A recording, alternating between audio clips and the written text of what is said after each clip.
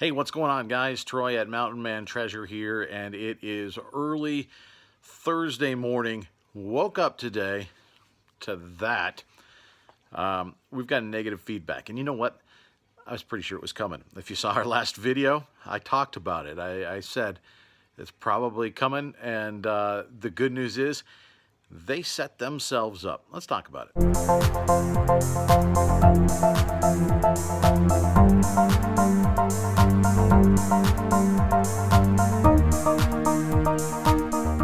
It is now later on Thursday. It's Thursday afternoon now. I had to go to work this morning, so we couldn't sit down and go through the whole thing. And I actually kind of wanted a resolution before we put this together anyway. So here's the deal.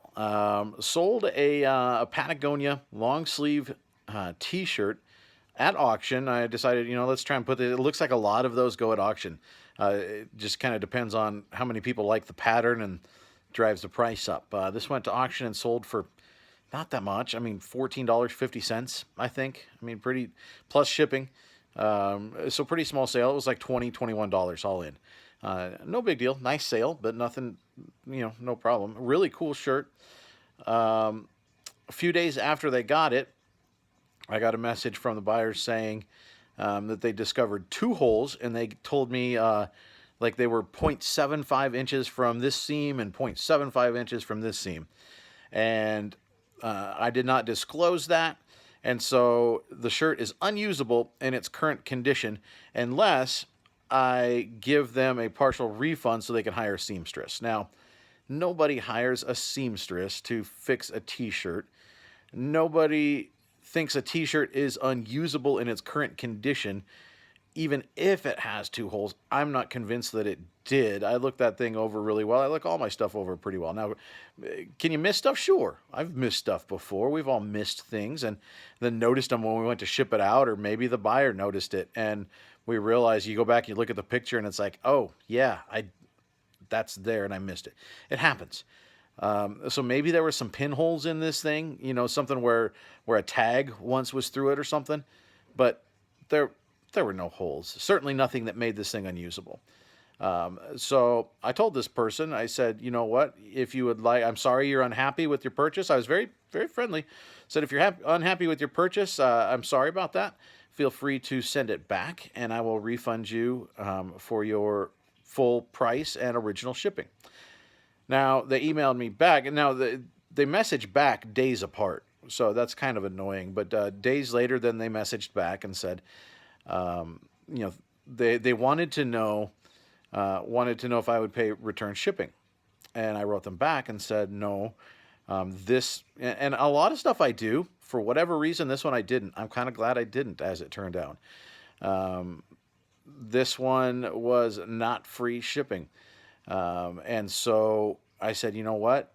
If you send it back, I will pay the original price. I'll pay the original shipping, but shipping on the, on this portion of our transaction, that one's on you.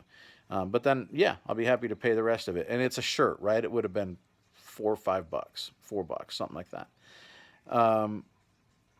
They wrote back, wanted to confirm, and said, hey, we want to confirm that you will not pay return shipping so that I can leave appropriate feedback. That's the wording they use, appropriate feedback.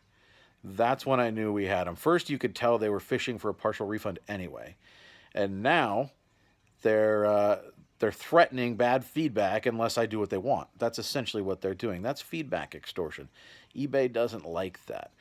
So I reiterated my position. Didn't back down, wasn't going to be worried about it, especially because I knew that we had them. If they went and did anything, I knew we had the messages. eBay could look at them and it would be fine. So fast forward to this morning. Actually, I guess it's rewind to this morning now, isn't it? It's afternoon. I'll put it up over there. This is the feedback that I saw when we woke up. We had a bad feedback from them saying that they found two holes and that I refused return shipping to them.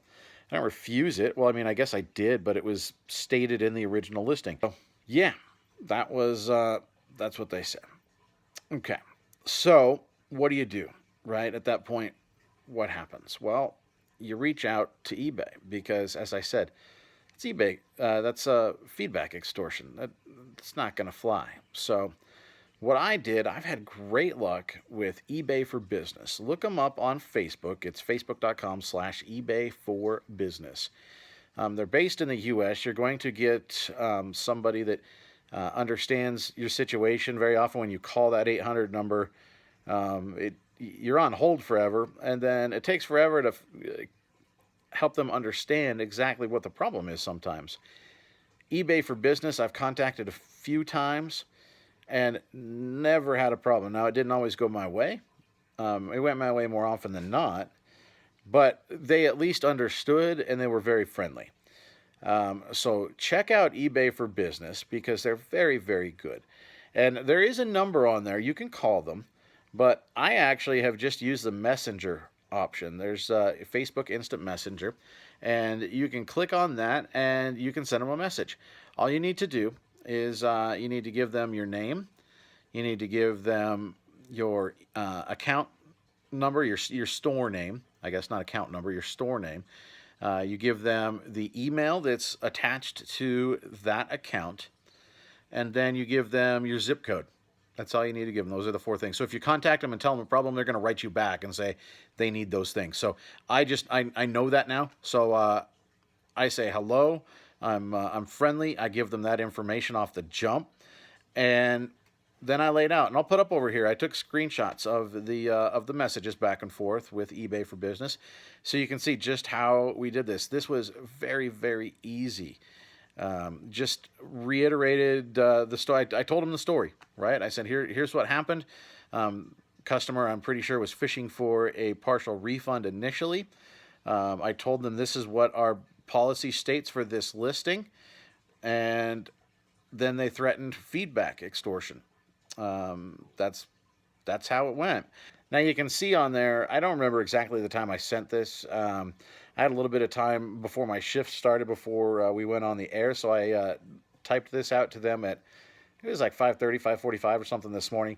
They do not open until 9 o'clock Central Time, so that's 10 o'clock my time. So unfortunately, I had to sit there with that negative feedback on my account since I imagine they left it last night, I guess. And so that was kind of annoying. That was frustrating. But within, I think, 20 minutes of them opening, they were writing me back saying, hey, we reviewed it. Here it is over here. We reviewed it, and you're right. We're taking that feedback off your account. Have a nice day. That was it, guys. And now, there's what our feedback screen looks like. We're just fine now. So just wanted to, I guess, throw out, I know people moan about eBay is always on the side of the buyer, never supports the seller. You know what? I get it. Sometimes that's the truth. I mean, that's just how it breaks sometimes. But you know what? If you do things the right way, more often than not, you're going to get supported. And in this case, we did. It certainly helped that the buyer threatened with that bad feedback. That was a slam dunk. I knew as soon as we got that, I thought, okay, great. I am going to win this. It doesn't matter at this point. I'm going to win. So that's what happened.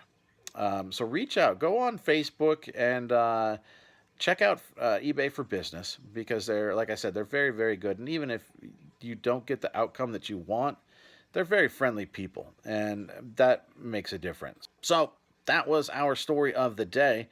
Got some negative feedback removed. We're up to 99.9% once again. I've got one bad feedback on there. That was from, I think it's going to fall off soon because I feel like it was in February, just inside of our first month and a half of listing things. And I feel like I could have gotten that one off if I had known better. But I might not have won because the lady had a point. She felt like I didn't accurately describe the flaws in the Mishi purse shell that I sold her. I felt like I did, but I can see where she couldn't see all of them in the photos. So I've learned since then, take better photos. Make sure, get a close-up of any flaws. You don't have to hide anything. And I wasn't hiding it, but I just wasn't accenting them. And so I left that on there. I mean, because it was at the end of the day, I didn't agree with her, but I could see where she was coming from. And we've built up enough positive feedback after that that it doesn't really matter at this point. And like I said, pretty soon that's going to fall off. I'm really excited to watch that fall off and for us to bump up to 100%. Now we've got some neutrals on there which are obnoxious, but they don't affect your percentage. They don't affect your rating. So I'm not exactly sure what day we're going to bump up to 100%, but we are going to bump up to 100% very soon, assuming we don't get another bad customer. So that customer is now blocked, so we don't have to worry about them anymore.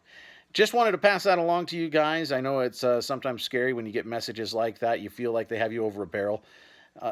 They don't. Stand your ground. Do what you need to do. Now, treat the customer right, but be fair about it. They need to be fair to you as well. So that's what I got for you today, guys. I appreciate you tuning in. We'll see you next time.